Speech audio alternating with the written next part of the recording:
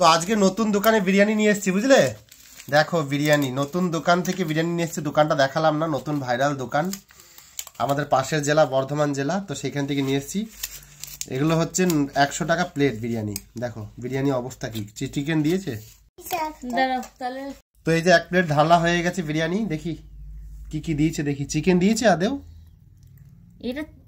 এটা চিকেনের পিস নাকি? হ্যাঁ বাবা রে, ছাল সমেত। কি ছোট চিকেনটার পিসটা বাবা রে। 100 টাকা? হ্যাঁ 100 টাকা বিরিয়ানি। দেখো ও ভগবান, ওখানে বিরিয়ানির দোকান নেই বলেই চলছে। আজকে সব থেকে ফালতু দোকানে নিয়ে এসেছি। দোকানটা দেখালাম না, কারণ বদনাম করে তো লাভ নেই দোকানটা। দেখি আরেক প্লেট কেমন দিয়েছে। এই নাকি 100 টাকার প্লেট বিরিয়ানি। এটা আমাদের ইলাম বাজারে না? পাশেই, ইলাম বাজারের পাশে। হ্যাঁ, ও অলরেডি 50 টাকা তেল পুড়িয়ে গেছে বিরিয়ানি। আমি দেখলাম নতুন দোকান করেছে, দেখি। আবার দেখো এখানে ছোট সাইজ, মানে এত ছোট সাইজ কে দেয় ভাই? আবার এটা হাড্ডি, এর থেকে আমাদের বাড়ির চিকেনের পিসগুলো বড় থাকে। তো যাই হোক, পরিমাণটা খুব কম। এবার খেয়ে জানাবো তোমাদের কেমন টেস্ট না টেস্ট। আর পিসটা একদম ফালতু পিস দিয়েছে। তো চলো খাই দেখি। এই যে আলুটা দেখি কেমন সেদ্ধ হয়েছে। বাহ, আলু ছাল সমেত নাকি? আলু ভালোই সেদ্ধ হয়েছে। এবার খেয়ে দেখি একটু। তো চলো খাই।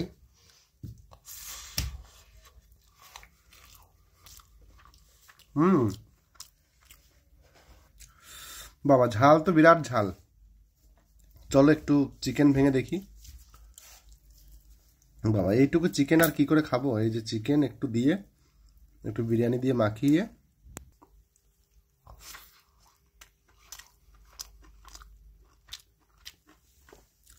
পুরো ভাতের মতন বিরিয়ানি, প্রচন্ড পরিমাণে ঝাল।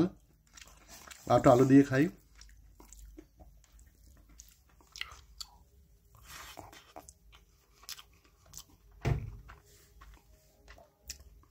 এটাতে আমি 10-এর মধ্যে 0 দিলাম। 0, কোনো নাম্বার পাওয়ার যোগ্য না। বিরিয়ানিটা একদম ফালতু বিরিয়ানি।